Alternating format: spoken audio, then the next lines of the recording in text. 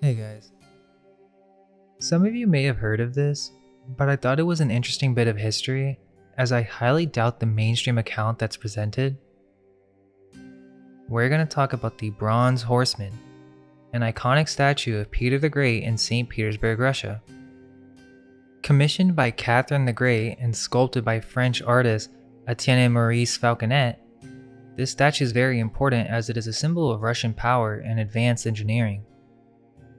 The interesting part about this is not the statue, but its colossal pedestal, the Thunderstone, hailed as the largest stone ever moved by humans. But the whole narrative behind this is just very unbelievable. In 1768, a peasant discovered an enormous boulder near Lakhta, about 13 miles from St. Petersburg and 6 miles inland from the Gulf of Finland. It was called the Thunderstone because, according to local legend, thunder split off a piece of the stone. The gigantic stone, half buried in marshy terrain, was chosen to serve as the pedestal for the statue. Its original weight was apparently 2,000 tons and was carved down to 1,500 while being moved. It's now 1,250 tons and serves as the pedestal for the statue of Peter the Great. The initial measurements of the Thunderstone were approximately 46 feet in length, 23 feet width, and 30 feet in height. The story goes that Marinos Carburus, a Greek engineer, was tasked with the Herculean job of moving this colossal stone. Apparently, Carburus, who had studied engineering in Vienna, devised an ingenious method. He instructed workers to wait for the winter when the ground would be frozen solid, making it easier to move the massive rock. The method involved dragging the Thunderstone over frozen ground using a metallic sled that slid over bronze spheres, each about 13.5 centimeters in diameter. This primitive ball-bearing system was nothing short of revolutionary for its time and was a century before the official date of their invention. We're told this whole operation was conducted without the aid of animals or machines, relying entirely on human muscle. There's an engraving that gives some details on the process. The stone was pulled by 2 capstans, and each capstan in tandem had a pulley, where the capstan was turned by a team of 30 men. So you have 400 men who were working tirelessly for 9 months to move it 6 miles, slowly inching the enormous stone towards the Gulf of Finland. At the same time, the stone cutters supposedly were working continuously to shape the boulder even as it was being moved. There's a depiction of the stone before being moved, and you can see how much was removed during the entire process. They also had to constantly assemble and disassemble the 100 meters of track used for the metallic sled. Despite the harsh winter conditions and the sheer weight of the stone, they somehow made progress, they say averaging over 150 meters per day on level ground. To put this into context, this was equivalent to moving 250 6-ton African elephants. Once the Thunderstone reached the Gulf of Finland, they did something even crazier. Apparently, an enormous barge was constructed specifically for transporting the stone. This vessel was flanked by 2 full-size warships to provide stability during the voyage. So somehow they got this gigantic stone on the barge, and then they shipped it to its final destination. After this journey from sea, the stone arrived at the Senate Square in 1770, making it 2 years to move the stone. Now on paper, it seems this may be possible, but when you really question it, a lot of things don't add up.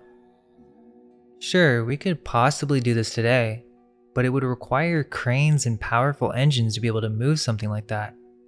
And even then, it would be quite the accomplishment. So how did they manage to do it with primitive methods? Seems like a stretch to me to suggest they moved this boulder in this fashion with pure manpower. The feat was hailed as unparalleled by the journal Encyclopédique and astonished many, including the English traveler John Carr, who compared it to the greatest achievements of the ancient Egyptians and Romans. But think about it, even those ancient civilizations, known for their monumental constructions, often resorted to cutting massive stones into smaller, more manageable pieces. Could 18th century Russians have truly pulled off something even more impressive without advanced machinery? Interestingly, Falconet the sculptor initially proposed cutting the stone into pieces for easier transport. But Catherine the Great, eager to showcase Russia's technological prowess, insisted on moving the stone whole. The decision, driven more by political ambition than practicality, makes it more likely to be propaganda. Let's also think about the conditions and tools available at the time. The workers were dealing with frozen ground, rudimentary tools, and a method that, while ingenious, was untested on such a scale. The sheer coordination required to keep the stone moving smoothly without toppling or getting stuck would have been a logistical nightmare. And yet, the official account claims they succeeded, making progress day by day, week by week, month by month. On one hand, we have an official narrative that paints a picture of remarkable human ingenuity and perseverance. On the other, we have a story so extraordinary that it almost defies belief. Could there have been unknown techniques or lost technologies involved? Were there perhaps additional forms of assistance that history conveniently forgot to mention? Or is it possible that the story was entirely made up and the stone and sculpture was already there? There are some more interesting details. The pedestal today has some text on it that doesn't really seem to go with the beauty of the statue. The date given is 1782. There is an 1835 book called Guide to St. Petersburg that has a depiction of the statue, but for some reason the top lines have different letters, and the 7 looks more like a backwards S or a 2. Now it could just be a stylistic 7, as it doesn't look like the other 2, but it's still strange that there would be a different first line than the one we have today, as this book is discussing someone who had traveled to St. Petersburg. Now this is kinda crazy. So Peter the Great is known for a lot of things, but one of the most significant changes made by him was the reform of the Russian calendar system. Before Peter's intervention, Russia used the Byzantine calendar, which dated years from the creation of the world starting in 5508 BC. This system, deeply rooted in Orthodox Christian tradition, used the term leta to denote years. It was not only a reflection of religious and cultural heritage, but also a symbol of Russia's distinct identity from the Western world. The new year began on September the 1st, following a different seasonal and agricultural cycle compared to the rest of Europe. In 1699, Peter the Great decreed a monumental shift. Russia would adopt the Julian calendar, which was already in use throughout much of Europe. This reform took effect on January the 1st, 1700, aligning Russia's calendar with the Western Christian world, where years were counted from the birth of Christ, and the new year started on January 1st. There was then a new term for the year, changed to God. Now this is important because it would seem the statue actually signifies some type of reset. But more importantly, if you look at the dating on the statue, it uses the old chronology dating term, leta. The correct way to use this date would be to use the new chronology term, God, which looks like this. But that's not what was used. Instead, it seems that the dates were actually forged. In leta, what we know is that the year 7000 would correspond to the year 1492 in the Julian calendar. Remember, the old calendar system, which counted years from the creation of the world, started in 5508 BC. To convert a year from this old system to the Julian calendar, you subtract 5508 from the given year. So using this method, 7000 minus 5508 equals 1492. It would seem that the 1, 8, and 2 were added later. We don't know exactly what the date is, but it would correspond to sometime after the 7000s. As you can see, there is also a period after the 2. So if you drop the 1 or I, it's 7000 something. There is an old photo from sometime around the 1880s and the text and date looks different than it does today. The 2 at the end looks more like an omega, and the 7 is very weird looking. It also appears that in the older photo, the 1 is an eye and much larger than the other numbers compared to the newer one. This looks like something that could have been painted almost, as the characters are not as thin as the modern one, and there appears to be some type of dripping or smears happening. There's another monument in Moscow that shows signs of the dates being edited as well, and it has the same issue of using the old chronology term. You can see that there is a 7 before the 8 on the last character, so the dates were changed to some degree. Okay, but that's not all. In 1824, there was a massive flood in St. Petersburg, which killed hundreds of people. It was the deadliest flood in the history of Russia. The water level peaked at approximately 13.81 feet. What is strange is that there's a depiction of this event done by Auguste de Montferrand, who was the French architect of St. Petersburg's St. Isaac's Cathedral. He's one of the greatest architects of the city, and apparently he's responsible for a sketch of the flood of 1824, where he also decided to show the ruins of unknown ancient structures. Near the Alexander Column, we see there's a different building on the site of the Winter Palace. To the right, we see an ancient temple. This doesn't look like an ordinary flood.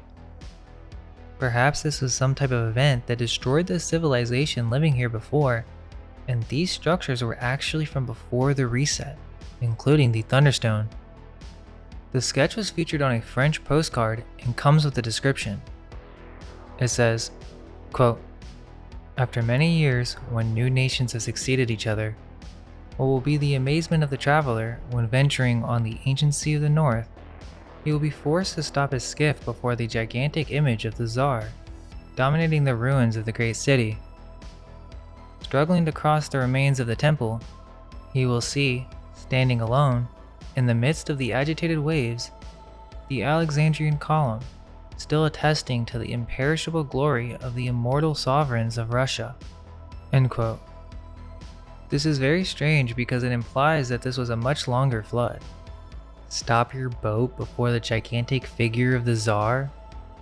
Implying that St. Petersburg was underwater for some time now. Also, the first lines say when new nations succeeded each other. New nations? So we are talking about a reset or the hijack of a previous civilization. And who are these glorious immortal sovereigns of Russia? What does that have to do with the Alexandrian column? Are they referring to Freemasons? Interestingly, there's a map from 1562 which seems to show the submerged city of St. Petersburg, and another map from 1710 that shows the city underwater, but this time with the name Petersburg. But most importantly, the Alexander Column was supposedly constructed in 1830 and wasn't completed until 1834. And this was also designed by Montferrand, so wait, then why is it in this depiction of the flood of 1824, as there was no other flood of this magnitude in St. Petersburg's history? They have a depiction of them raising this pillar, but I don't buy it at all. This is another bogus story. So apparently, the 700-ton column had to be carved out of Finnish rocks again, and this time it was 118 miles away from St. Petersburg and had to be transported on a barge. There were also critics who said that the column would fall apart, but apparently Montferrand was well experienced because of the columns used in St. Isaac's. So they continued on with the project anyways, and they say that when they were loading it on the barge, it nearly ended in catastrophe. So if they had a hard time with this column, imagine the Thunderstone. But yeah, so the column broke through the ramp and threatened to roll over the barge. But miraculously, a team of 300 workers managed to set it back in place. Now this story seems like a complete fantasy, and Montferrand even made sketches of it, but they would have us believe that this column was transported and raised without any modern cranes or engineering machines, the largest monolith that had been quarried, moved, and erected, which is the heaviest recorded. In the depictions you can see that the base was added later, and if we take a look at the pedestal decorations, it shows the Eye of Providence and the double-headed eagle, clear Freemasonic references. The official story says that the column was raised on August 30th, 1832, and all the beautification works were completed by 1834. But interestingly, there was a painting done sometime between 1832 and 1834 that shows the Alexander column, and it doesn't show the raising process, but something completely different. The Alexander column is depicted as a corner pillar of a huge destroyed structure. No explanation is left to what this was. There are more issues. Somehow in 1830, so 2 years before the column was officially raised, in the 12th volume of a German encyclopedia for children called Bertuch's Bilderbuch, published in 1830, on page 183, depicts the Alexander column being fully erect with no signs of construction. But even more interesting, there's no angel. This is 2 years before it was supposedly erected and looks completely different. But it also comes with a description. Here's what it says translated, and it's definitely talking about the Alexander column with no mention of the angel. There are some other depictions that shouldn't exist if we're to believe the mainstream story. Here's a painting from 1830. Another from 1835 that shows a completely different statue at the top. It seems they are lying with this story, and another clue to this is that someone took some filters and contrasted a photo of the column, and you can see perfect intervals of where the column was separated into different pieces. So it doesn't seem that it was constructed from one single piece.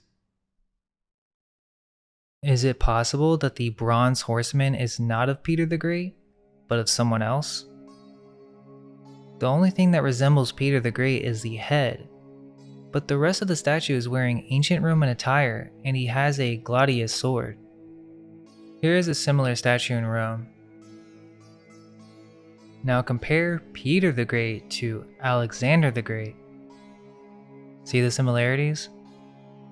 There are also the Alexander altars, which refer to the legendary monuments that Alexander the Great is said to have erected at the easternmost point of his conquest. Alexander the Great never went to Russia, but he did travel to Central Asia. Is it possible that Alexander's column in Russia is actually one of these Alexander altars? Here is one in Delhi. There is a strange depiction of the bronze horseman from 1835. It does not have the text yet either, but it doesn't really look like Peter the Great. But it could be Alexander the Great. Which is interesting, because Alexander I came into power during this reset period and died a year after the flood of St. Petersburg. But this ties into another bizarre story. The Colossal Bathtub that was built for Alexander I. This item should be impossible for its time, yet it really does exist.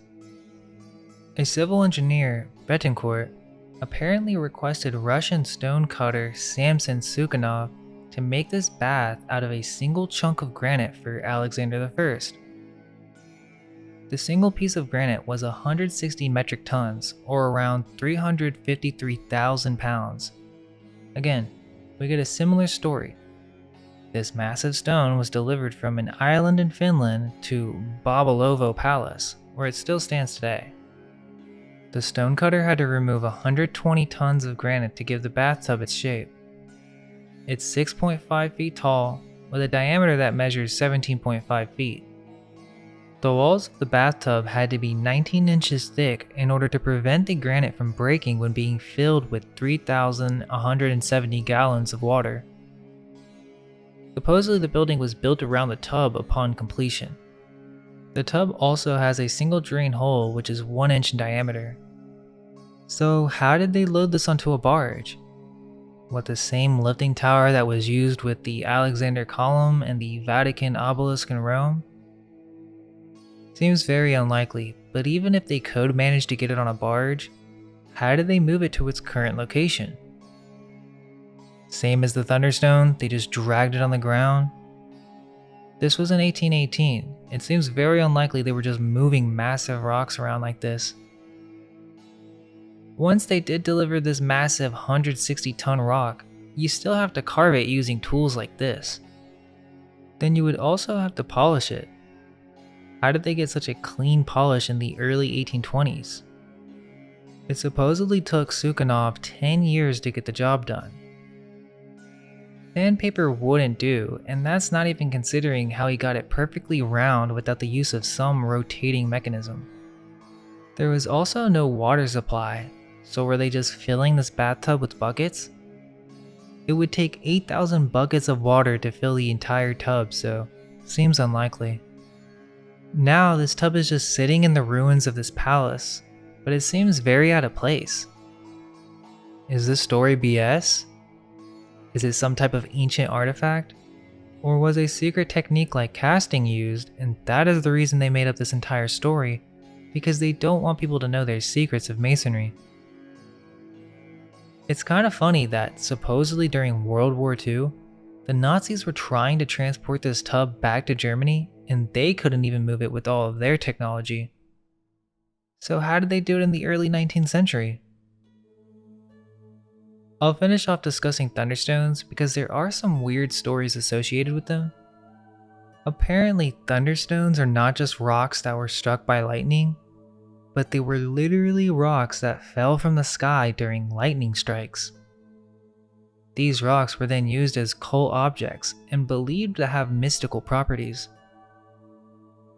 From Specula Mundi, a 1643 book, there's a description on how a thunderstone is made. In essence, the passage explains that fulmen, a specific type of lightning, is created from a mixture of hot, dry vapors and other contrasting vapors. When these vapors break out of a cloud, they do so violently and with a loud noise. This type of lightning can burn long enough to reach the ground. Occasionally, the lightning is so powerful that it brings down a stone from the cloud. This stone is formed when the vapors draw up earthy matter with them from the ground, which then gets expelled during the lightning strike as a rock. So wait, there's a type of lightning that can make stones fall from the sky? There's even a depiction of a town in France being struck by a thunderstone in the late 15th century. Today they say this is a space rock. But it's interesting that at that time they associated these rocks falling from the sky with storms and lightning. Obviously they would think there was something supernatural about these objects. There are Renaissance paintings that show these special stones that came from the sky.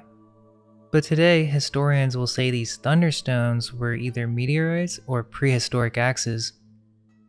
This gets deeper into the idea of thunder weapons and EMF tech, which we have discussed in other videos, but I think that's enough for this video. So what do you think? Were they really capable of moving such a massive stone in the 18th and early 19th centuries? Are we being lied to in the mainstream narrative? And what is being covered up if so? Perhaps these objects are ancient artifacts or ancient secret technology or techniques that were used, such as geopolymers. Let us know your thoughts in the comments, and if you could share our videos and tell your friends about us, that would really mean a lot. Thanks for watching, and all we can hope is that our minds may be unveiled. Let go of everything you think to be true. Relax the mind and ask the question, do I truly understand what this reality is?